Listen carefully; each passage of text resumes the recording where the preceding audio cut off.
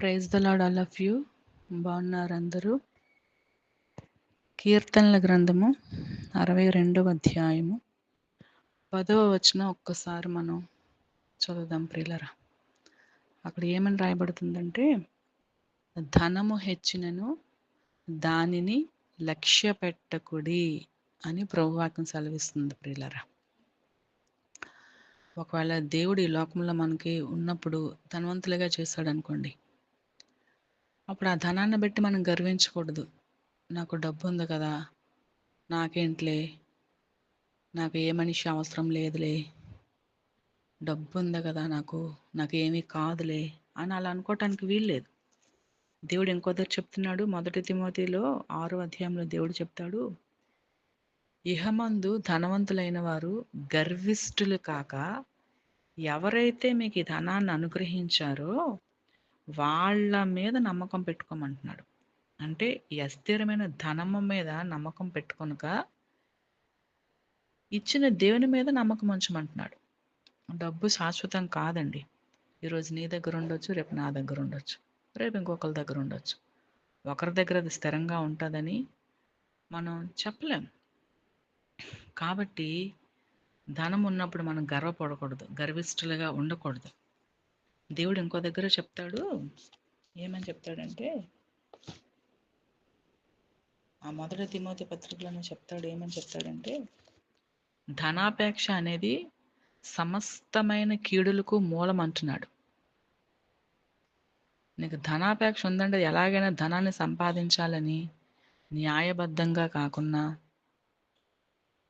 అడ్డమైన దారులన్నీ లంచాలు తీసుకొని అన్యాయం చేసో మోసం చేసో ఎలాగైనా ధనం సంపాదించాలి. ధనాపేక్ష నీకు అంతే. నీకు డబ్బు కావాలంతే. అది ఎలాగ సంపాదించావనేది కాదు, కానీ నాకు డబ్బు కావాలి అలా అనుకుని రకరకాల పద్ధతుల్లో చేస్తుంటారు. ఆ ధనాపేక్ష లాస్ట్కి మీకు ఏం చేస్తుందంటే సమస్తమైన కీడులకి మూలం ఆ ధనాపేక్షే. అందుకే ధనవంతులగుటకు అపేక్షించి వారు శోధనలోను ఊరిలోను పడిపోతారని ఉంది. ధనవంతులు అయిపోవాలి అనే ఆకాంక్ష, ఆశ, కోరిక ఉన్నాలంట శోధనలోను ఊరిలోను పడిపోతారట. చివరికి వాళ్ళకి నష్టంలోని నాశనంని తీసుకొని వస్తుంది. అది దేవుని వాక్యమే చెప్తుంది ప్రియులరా. దేవుడు అంటాడు, ధనవంతులు పరలోక రాజ్యంలో ప్రవేశించడం అసాధ్యం. ఉంటే సూది బెజ్జంలో దూరిపోతుంది, కానీ ధనవంతులు మాత్రం పరలోక రాజ్యంలో ప్రవేశించలేరు అని దేవుడు చెప్తున్నాడు ప్రియులరా.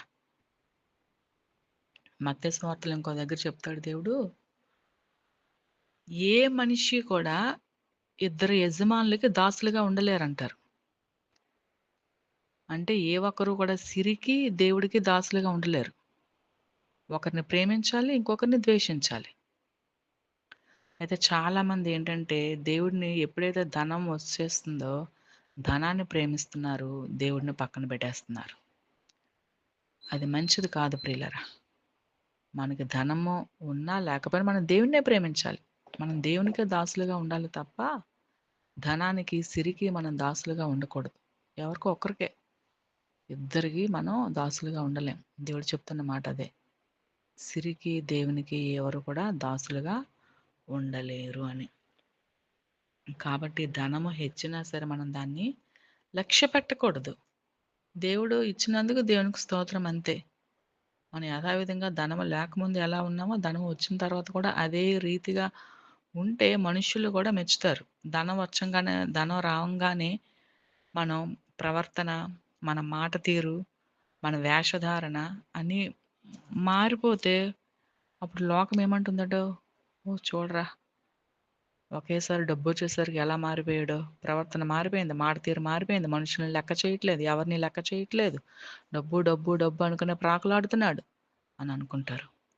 అందుకే దేవుడు అంటున్నాడు, ఇహమందు ధనవంతులైన వారు గర్విష్ఠులు కాక అస్థిరమైన ధనమునందు నమ్మిక ఉంచక, దేవుడు మనకి సమస్తమును ధారాళంగా దయచేసే దేవుని మీద మాత్రమే నమ్మకం పెట్టుకోమని తిమోతి పత్రికలో చెప్పబడుతుంది ప్రియులరా.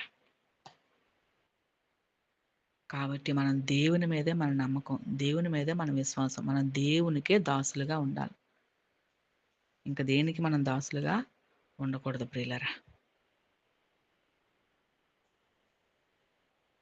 ధనం హెచ్చినను దాన్ని లక్ష్య పెట్టకుడి. ధనం హెచ్చినా సరే మనం దాన్ని లక్ష్య పెట్టకూడదు. డబ్బు పెరిగిన దాన్ని మనం లక్ష్య పెట్టకూడదు.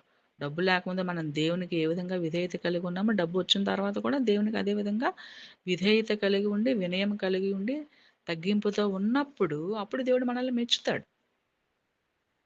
కాబట్టి ధనము హెచ్చినను దాన్ని లక్ష్య పెట్టకూడదు అని బైబిల్ గ్రంథం చెప్తుంది ప్రియులారా. దేవుడి మాటలు దీవించును గాక. God bless you all.